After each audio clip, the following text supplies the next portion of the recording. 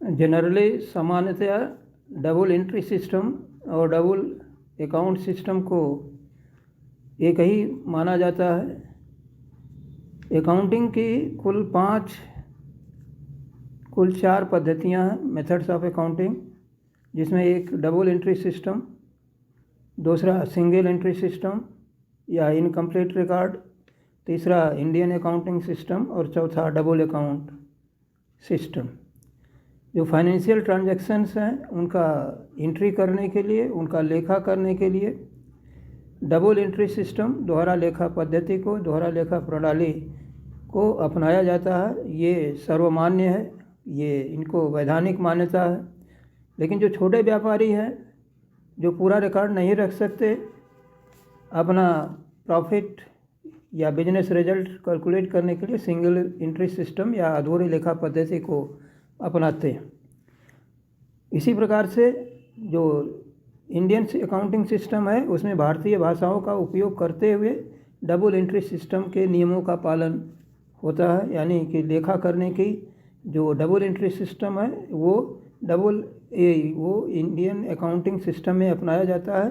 परंतु अंतर क्या है कि इसमें भारतीय भाषाएं जैसे हिंदी या जो अन्य लोकल भाषाएं हैं वो यूज़ की जाती हैं। चौथी जो पद्धति है, जो चौथा मेथड है, वो डबल अकाउंट सिस्टम है। ये डबल अकाउंट सिस्टम यानी दोहरा खाता प्रणाली पद्धति और डबल एंट्री सिस्टम यानी एंट्री और अकाउंट का डिफरेंस ये मालूम देता है। हिंदी में कभी कभी भ्रम में लोग दोनों को एक ही मानते हैं, लेकिन अंतर क्या है कि ये दोनों दो मेथड हैं। डबल एंट्री सिस्टम में हम जो फाइनेंशियल ट्रांजैक्शन है उनका एंट्री करते हैं जर्नल में, उससे लेजर तैयार करते हैं, ट्रायल बैलेंस बनाते हैं और ट्रायल बैलेंस के बाद जो है हम प्रॉफिट या प्रॉफिट लॉस या जो बिजनेस रिजल्ट है वो कैलकुलेट करते हैं। लेकिन जब डबल अकाउंट सिस्टम आता है ये भी एक बिजनेस रिजल्ट कैलकुलेट करने का एक मेथड है, एक पद्धति है जो कुछ विशेष प्रकार की कंपनियों के लिए, जो कुछ विशेष प्रकार के व्यवसाय के लिए अपनाया जाता है।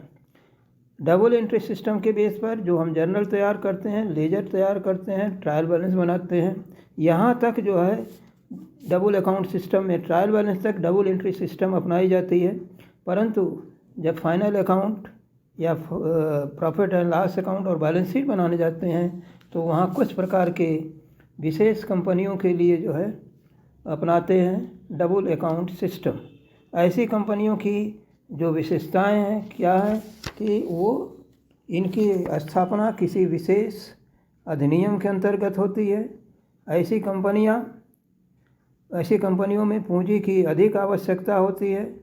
ऐसी कंपनियों के बारे में सरकार संसद में जनता के प्रति जवाबदेह होती है और इनकी स्थापना किसी विशेष अधिनियम की होती है।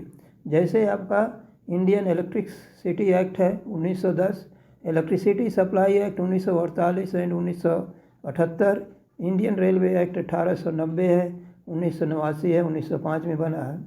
अदर्स कंपनीज हैं such as gas supply, coal companies, water supply companies. ये कंपनियां जो है प्रायतः सार्वजनिक उपयोग की कंपनियां कहलाती हैं। सार्वजनिक उपयोग का मतलब ये जनता के लिए, पब्लिक के लिए ज़रूरी होती है इनकी सेवाएं देना। जैसे आपके रेलवे कंपनी है, रेलवे की सुविधा देना, बिजली कंपनी बिजली की सुविधा देना, ये जो है सार्वजनिक उपयोग की संस्थाएं होती हैं और उनका प्रॉफिट एंड लॉस अकाउंट और बैलेंस शीट कैसे बनाया जाए इसके लिए दोहरा खाता प्रणाली अपनाई जाती है, डबल अकाउंट सिस्टम को अपनाया जाता है। जबकि डबल एंट्री सिस्टम में हम क्या करते हैं कि जनरल लेजर, ट्रायल बैलेंस और फाइनल अकाउंट बनाते हैं आम बिजनेस के, आम तरह की साधारण कंपनियों के लिए। डबल अकाउंट सिस्टम का सर्वप्रथम उपयोग इसका यूके, यूनाइटेड किंगडम में हुआ था, जहां पर इस सार्वजनिक उपयोग की आपूर्ति करने वाले कंपनियों में लागू किया गया था। सर्वप्रथम कहां पर? यूनाइटेड किंगडम या यूके में अपनाया गया। तो ये एक फाइनल अकाउंट तैयार करने की एक विधि है, एक मेथड है। इसमें फाइनल अकाउंट में तैयार करने के लिए यानी कि जो सार्वजनिक उपयोग की संस्थाएं हैं उनके लिए हम फाइनल अकाउंट को 4 भागों में बांट करके तैयार करते हैं। यानी जो प्रॉफिट एंड लॉस अकाउंट होता है उसके 2 भाग किए जाते हैं और जो बैलेंस शीट होती है उसके 2 भाग किए जाते हैं। प्रॉफिट एंड लॉस अकाउंट के 2 भागों में कौन सा भाग है? एक तो रेवेन्यू अकाउंट यानी आगम खाता और दूसरा नेट रेवेन्यू अकाउंट या शुद्ध आगम खाता। रेवेन्यू अकाउंट से हम कंपनी के व्यावसायिक लाभ का कैलकुलेशन करते हैं, व्यावसायिक लाभ की गणना करते हैं, जिसमें इनके रेवेन्यू इनकम और रेवेन्यू एक्सपेंडिचर लिखे जाते हैं रेलवे कंपनियों के लिए और बिजली कंपनियों के लिए। इसके अलावा जो प्रॉफिट लॉस एप्रोप्रिएशन हम बनाते थे डबल एंट्री सिस्टम के बेस पर, उसके स्थान पर हम नेट रेवेन्यू अकाउंट शुद्ध आगम खाता बनाते हैं। इसमें हम प्रॉफिट का इसमें हम क्या करते हैं? डिस्ट्रीब्यूशन करते हैं। तो जो रेवेन्यू अकाउंट होता है उसके डेबिट पक्ष में जो इनके रेवेन्यू एक्सपेंडिचर हैं वो लिखे जाते हैं। जैसे कोल कंज्यूम कितना बिजली विभाग का, डिस्ट्रीब्यूशन कॉस्ट इनकी कितनी आती है, रेंट रेट्स एंड टैक्सेस आते हैं, मैनेजमेंट एक्सपेंसेस हैं, डेप्रिसिएशन है, लीगल एक्सपेंसेस है, प्रिंटिंग एंड स्टेशनरी वेजेस, और इस तरीके से मटेरियल इनका कितना कंज्यूम्ड हुआ वो लगाया जाता है। मटेरियल कंज्यूम में क्या करते हैं, या कोई भी इनका जो आइटम कंज्यूम होगा उसमें ओपनिंग स्टॉक और परचेज जोड़ करके क्लोजिंग स्टॉक माइनस करते हैं। सेल्स ऑफ गैस यानी कि जो इनकम इनकी है वो क्रेडिट साइड में लिखी जाएगी। सेल्स ऑफ गैस है, सेल्स ऑफ कोक है, ट्रांसफ़र फीस है, ट्रांसफ़र फीस, पब्लिक लाइटिंग है, रेंट मीटर रेंट है, रेंट रिसीव्ड है और मिसलेनियस इनकम होती है। अगर क्रेडिट साइड ज़्यादा है, डेबिट साइड कम है तो इनकी इनकम होती है, प्रॉफिट होता है, जिसको हम क्या करते हैं बैलेंस शीट में उसमें नेट रेवेन्यू अकाउंट में ट्रांसफ़र करते हैं। यहाँ हम रेवेन्यू अकाउंट में डेप्रिसिएशन लिखते हैं, डेबिट करते हैं, लेकिन जब हम बैलेंस शीट बनाने जाते हैं तो हम असेट्स में से डेप्रिसिएशन को राइट ऑफ नहीं करते हैं, मतलब माइनस नहीं करते हैं, बल्कि उसको डेप्रिसिएशन रिज़र्व में ट्रांसफ़र करते हैं। डेप्रिसिएशन लगाने के लिए जो है डबल अकाउंट सिस्टम में या जो सार्वजनिक उपयोग की कंपनियां हैं उसमें 2 तरह के मेथड अपनाए जाते हैं। एक मेथड में डबल कंपाउंड इंटरेस्ट मेथड है और दूसरे मेथड में सीधी रेखा पद्धति या स्ट्रेट लाइन मेथड है, या इसको हम फिक्स्ड इंस्टॉलमेंट मेथड कहते हैं। कंपाउंड इंटरेस्ट के अंतर्गत ब्याज चक्रवृद्धि ब्याज विधि के अंतर्गत क्या करते हैं कि जितना कैपिटल लगा है उसमें इंटरेस्ट कितनी इनके होगी वो जोड़ते जाते हैं, बाकी अमाउंट को ये राइट ऑफ करते हैं।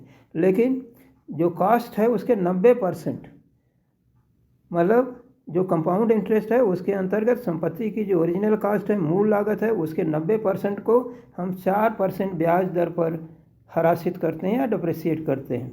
इसी तरीके से स्ट्रेट लाइन मेथड में या फिक्स्ड इंस्टॉलमेंट मेथड में भी हम ओरिजिनल कॉस्ट के 90% को राइट ऑफ करते हैं या डेप्रिसिएशन चार्ज करते हैं। जो डेप्रिसिएशन चार्ज करते हैं उसको डेप्रिसिएशन को रेवेन्यू अकाउंट में लिखते हैं, लेकिन अमाउंट को संपत्ति से न घटा करके डेप्रिसिएशन रिजर्व में ट्रांसफ़र करते हैं और ये जनरल बैलेंस शीट के लायबिलिटी में साइड में लिखा जाता है।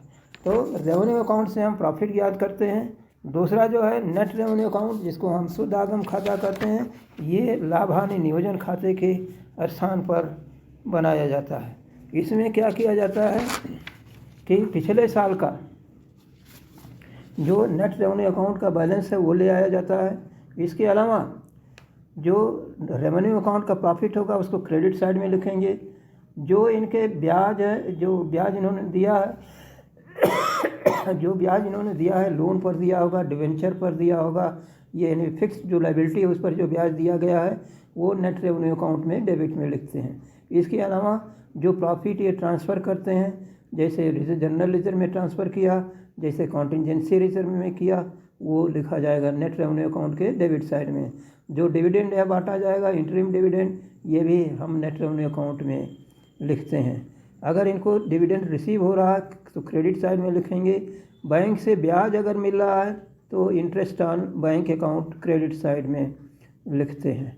इस तरीके से इस गवर्नमेंट से अगर किसी संपत्ति के बारे में, किसी एसेट्स के परचेज के बारे में कोई सब्सिडी मिलती है तो उसको भी हम नेट रेवेन्यू अकाउंट में क्रेडिट साइड में लिखते हैं। इसका जो है बैलेंस करते हैं और ये बैलेंस ट्रांसफ़र हो जाता है जनरल बैलेंस शीट में। हम बैलेंस शीट के दो पार्ट करते हैं, अस्थायी संपत्तियाँ, फिक्स्ड एसेट्स और फिक्स्ड लाइबिलिटी, करंट एसेट्स और करंट लाइबिलिटी।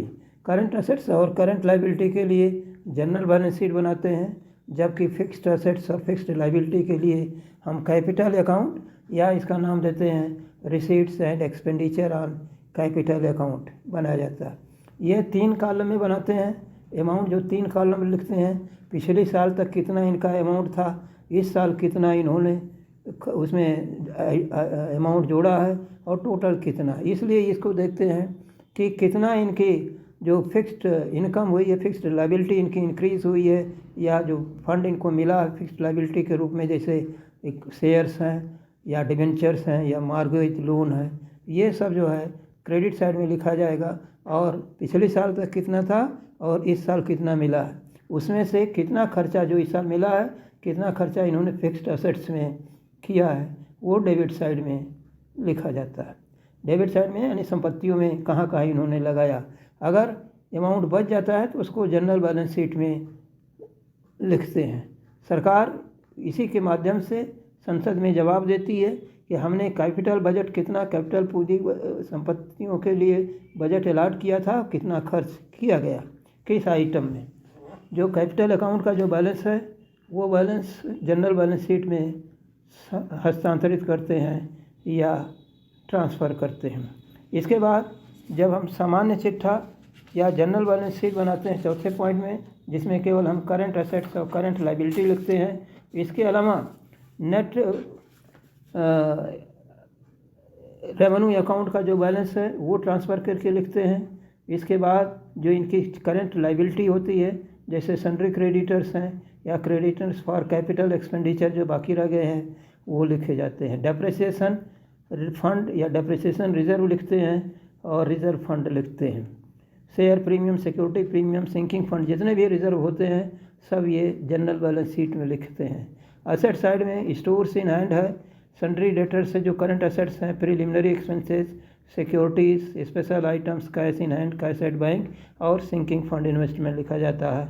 और ये टोटल इसमें क्या होता है, बराबर होता है जनरल बैलेंस शीट। तो इस तरीके से देखेंगे डबल अकाउंट सिस्टम में हम फाइनल अकाउंट को यानी अंतिम खाते को बनाते हैं, और अंतिम खाता तैयार करने के लिए हम 4 खाते तैयार करते हैं, 4 विवरण तैयार करते हैं। एक रेवेन्यू अकाउंट, दूसरा नेट रेवेन्यू अकाउंट, तीसरा कैपिटल अकाउंट और चौथा जो है जनरल बैलेंस शीट। ये खास करके उन कंपनियों में लागू किया जाता है कि जो कंपनियां सामाजिक विकास के लिए ज़रूरी होती हैं, जिन पर अधिक पूंजी की ज़रूरत होती है, जिनका प्रॉफिट कमाना मुख्य उद्देश्य नहीं है, प्रॉफिट देरी में समय से ज़्यादा समय पर इनको प्राप्त होता है। तो इस तरीके से डबल एंट्री सिस्टम केवल लेखा करने की विधि है, जनरल लेजर ट्रायल बैलेंस तैयार करने की विधि है, जबकि double account system trial balance के बाद जब हम फाइनल अकाउंट बनाते हैं उसको बनाने के तैयार करने की विधि है। लेकिन यह कुछ विशेष प्रकार की कंपनियों के लिए है जिनकी स्थापना किसी विशेष अधिनियम के अंतर्गत होती है। धन्यवाद, शुक्रिया।